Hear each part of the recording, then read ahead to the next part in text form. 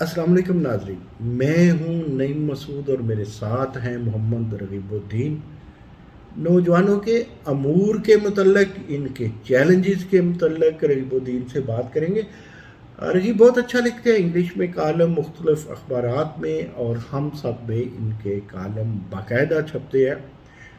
ये international affair, national affairs और education पे खूब लिखते हैं।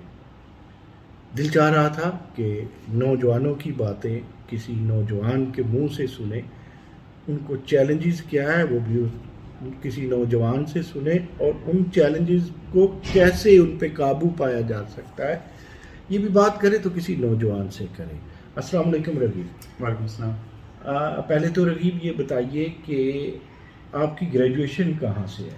मैंने लम से बीएससी ऑनर्स किया है, वो मैनेजमेंट साइंसेज में। जी 2014 में शुरू किया था और 2018 ये मैनेजमेंट साइंसेज क्या है? अब तो नई नई साइंसेज आ गई है ना। मैनेजमेंट साइंसेज बेसिकली जिस प्रोग्राम में मैं था उसका फोकस ये था कि एक तो बेसिक मैनेजमेंट टेक्निक्स जिसमें बिजनेस कम्युनिकेशन होगी, सप्लाई चेन मैनेजमेंट, जो बेसिकली बिजनेस के सारे प्रोसेस की मैनेजमेंट है वो, और उसमें एक नया एस्पेक्ट। ज़रा हम इस देखते हैं आम हमारा जो नाजरीन है वो भी समझे कि बिज़नेस में मैनेजमेंट होती है, कोई ऑफिस देखता है, कोई प्रोडक्शन देखता है, कोई मार्केटिंग देखता है। तो इसमें आपने क्या कौन सी ऐसी तालीम हासिल की? यानी हम ये समझना चाहते हैं कि बहुत सारी साइंसेज आ गई ना, मैनेजमेंट की, मार्केटिंग की, ये हमारे दौर में तो होती नहीं थी। तो मैनेजमेंट साइंसेज में एक्चुअली आप लोग पढ़ते क्या है इसमें और सीखते क्या है? इसमें जो फोकस होता है वो इसकी दो साइड पे होता है। एक तो बिजनेस के सारे प्रोसेस हो गए, जिस तरह आपने बताया, HR, marketing, production, supply chain, जो भी तमाम प्रोसेस एक बिजनेस को बनाते हैं उनके बारे में एक स्टडी होती है। दूसरा इसमें जो एक नया एस्पेक्ट था वो एक एनालिटिक्स की साइड थी कि डेटा एनालिसिस किस तरह आपने करना है बेहतर डिसीजन मेक करने के लिए। मिसाल के तौर पे क्या डाटा, कोई बिजनेस आप इसमें बहुत सारे स्टेजेस हैं, मतलब डेटा के लेवल्स बेसिक भी होता है, डेटा तो आम सर्विस जो हम करते हैं वो भी होते हैं, डेटा में एक्सेल की मैनेजमेंट भी आ जाती है। चले हम फर्नीचर का कारोबार करना चाह रहे हैं, तो आपको कहा जाता है कि इसका डाटा चाहिए, एनालिसिस चाहिए बेसिकली, तो आप क्या देखते हैं कि उसमें ये आपको एजुकेशन इसमें कैसे मदद करे? उसमें आप बेसिकली ये देखना होगा कि आपका डेटा जो आता है बहुत सारा आता है किसी भी बिजनेस में। सेल्स का डेटा होता है, उसमें आपके प्रोडक्ट्स का डेटा होता है, उसको एनालाइज करके बिजनेस को ऑप्टिमाइज करने के लिए क्या आप फैसले दे सकते हैं। मसलन ये कि अगर एक बिजनेस का डेटा है फर्नीचर का, तो मुझे उसमें यह देखना है कि मेरे कौन से प्रोडक्ट्स, उनकी सेल कितनी है, मेरे कौन से कैटलॉग का कौन सा वर्जन बिकता है, अच्छा रिक्वायरमेंट्स क्या है, कंज्यूमर कौन से उसके लिए मटेरियल मुझे चाहिए, उसके कॉस्ट क्या है। तो ये सारे फैक्टर्स जब मुझे पता होंगे, इनको मैं एनालाइज करूंगा, तो फिर ही मैं एक अच्छा फैसला कर सकता हूँ कि हाँ मुझे ये वाला प्रोडक्ट बेचना चाहिए, इतना बेचना चाहिए। हालांकि मैं लिखता हूँ, जब में भी लिखता हूँ, टीवी पे भी बैठता हूँ, मैं बड़ी एंटरप्रेन्योरशिप की बात करता हूँ, लेकिन अगर मुझे समझाना पड़ जाए तो मैं खुद तो समझता हूँ, लेकिन मुझे अगर समझाना पड़ जाए एक आम आदमी को तो ये मेरे लिए मुश्किल है। तो ये व्हाट इज एंटरप्रेन्योरशिप, इसको आसान लफ्जों में एक दो जुमलों में कैसे समझा सकते हैं? इसकी डेफिनेशंस तो बहुत ज़्यादा हैं और वेरिड भी हैं। बहुत सारे लोग इस पे ये कहेंगे कि जिस तरह वो आम बिजनेस को या किसी नए बिजनेस को एंटरप्रेन्योरशिप नहीं मानेंगे, वो कहते हैं कि कोई बहुत ही इनोवेटिव कोई चीज़ हो तो फिर ही हम मानेंगे कि वो एक एंटरप्रेन्योर है, लेकिन ये ज़रूरी नहीं है।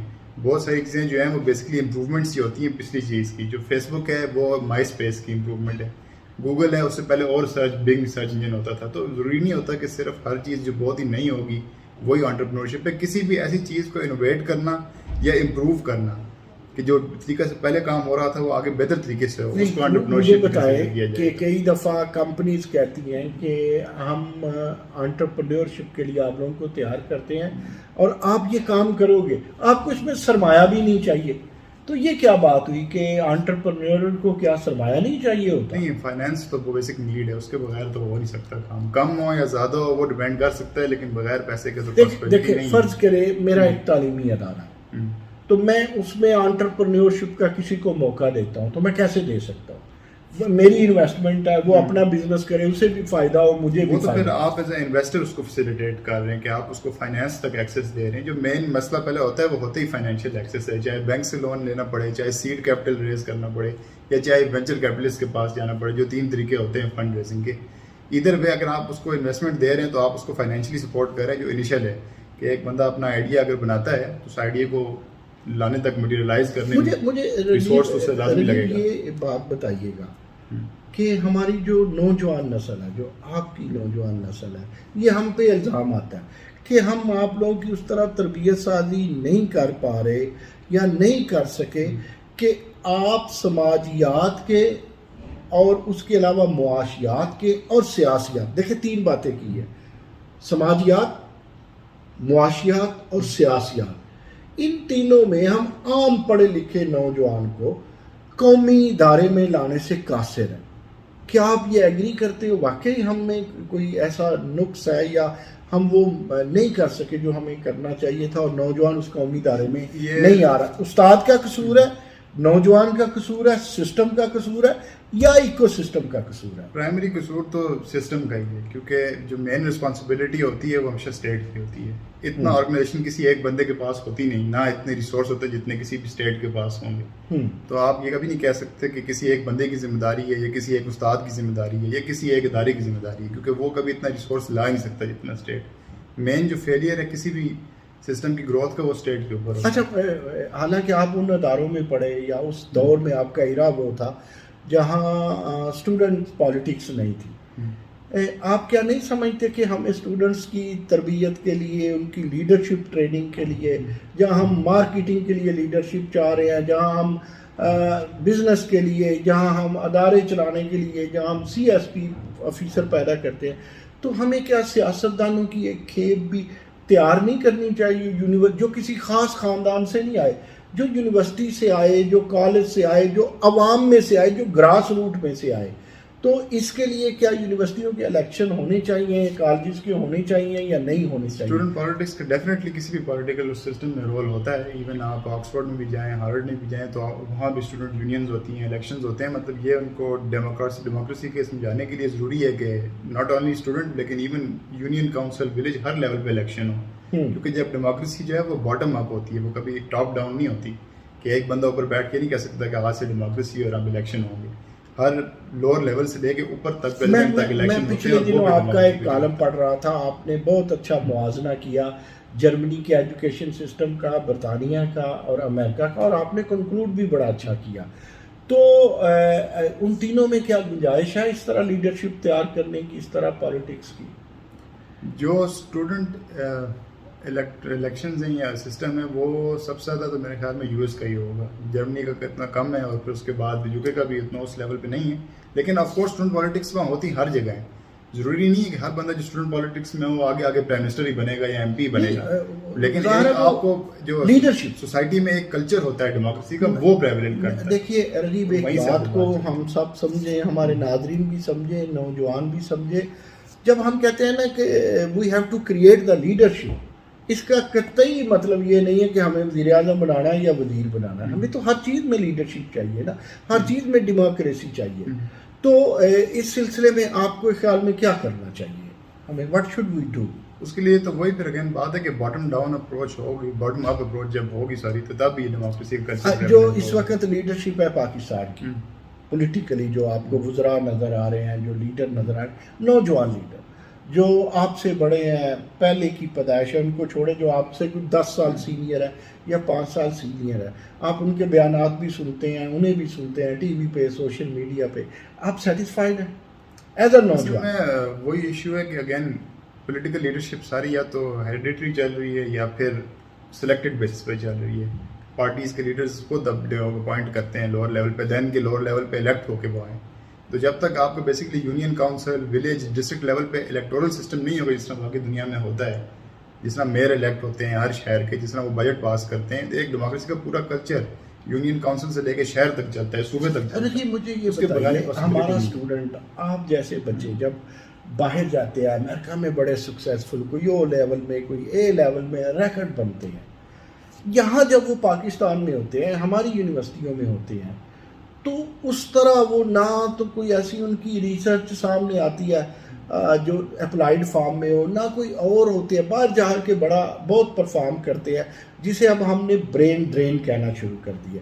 ہم چاہتے ہیں کہ برین ڈرین نہ ہو بلکہ برین ڈرین کی بجائے ریٹین ہو.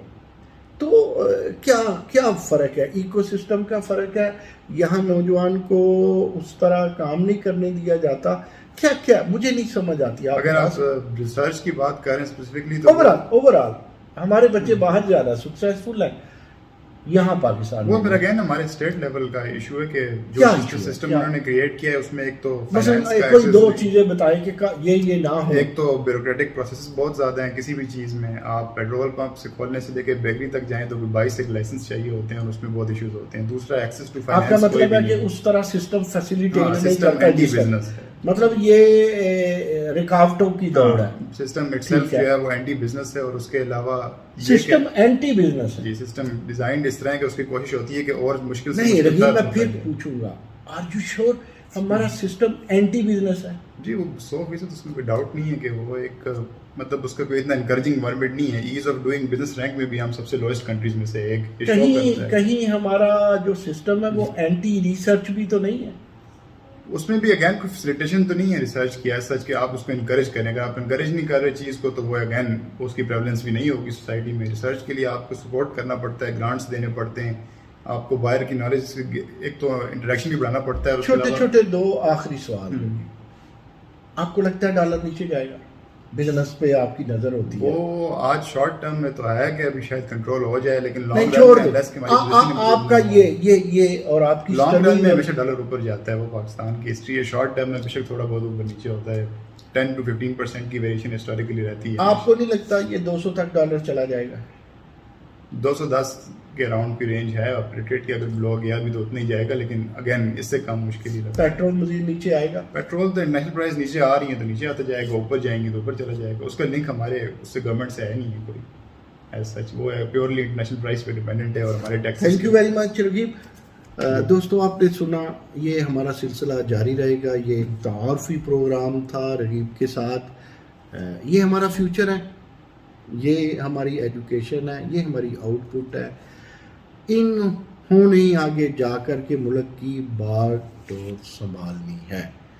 ہمیں ان کو سننا پڑے گا، ہمیں ان کو سمجھنا پڑے گا. ان کے ساتھ کوآرڈینیشن، آرگنائزیشن اور ایک ریگولر بیسس پہ آپس میں کوئی نہ کوئی چیز ایسی بنانی پڑے گی کہ جو ملک و ملت کے لیے فروٹفل ہو. پھر ملیں گے نئی باتوں کے ساتھ، نئے پروگرام کے ساتھ. Thank you very much.